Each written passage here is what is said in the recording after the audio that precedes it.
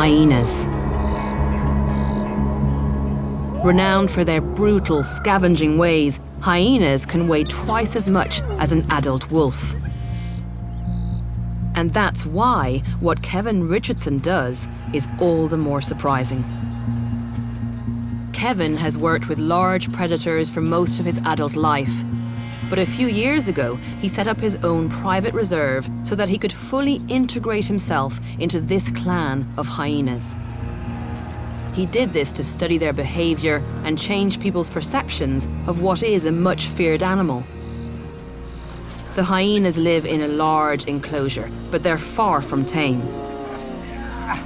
These animals have a very complex and fluid social structure, all governed by dominance and how each one finds its place in the pecking order. If Kevin isn't careful, there's always an individual that'll try and get one over on him. I wanted to ask you about, where they see you in their clan. Are you a hyena in their eyes? Their behavior with me, as treating me as an individual in their clan, is exactly how they treat one another. And that's why I get my fair share of bites, because they don't hold back. So why on earth would you want to do this when you're aware that it can be dangerous? What I feel is the risk has actually been mitigated over the years by knowing the individuals. And by no means do I just say, hey, I'm the hyena whisperer, I can go in with any hyena group and do what I do with these guys. This is a relationship that's been developing with some individuals over 14 years. Where are you going?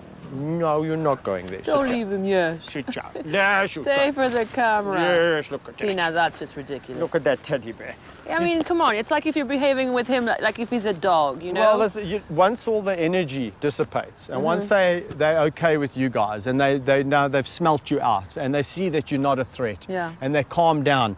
These animals are it's incredible what you can do with them. I mean, this guy, he desperately wants his chin scratched. Well, I mean, I can see that from me.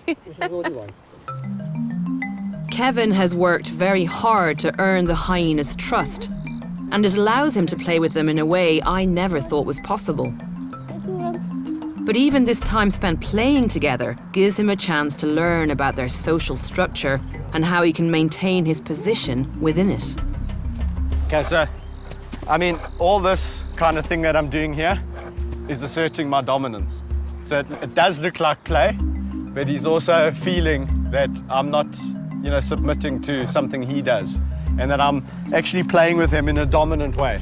So I'm doing things to him that he wouldn't normally allow other individuals to do to him, that he was more dominant, who he was more dominant of. So it is interesting. I'm using affection, because he's coming to me for love and a tickle and a chin scratch and all of the above. But I'm dominating him, and I'm not hitting him. I don't have to. It's a bit of a psychological game. What do you get out of it then, do you think? Why were you driven to do this with these hyenas? Well, I'll tell you what. I mean, this is enriching for me as it is for them.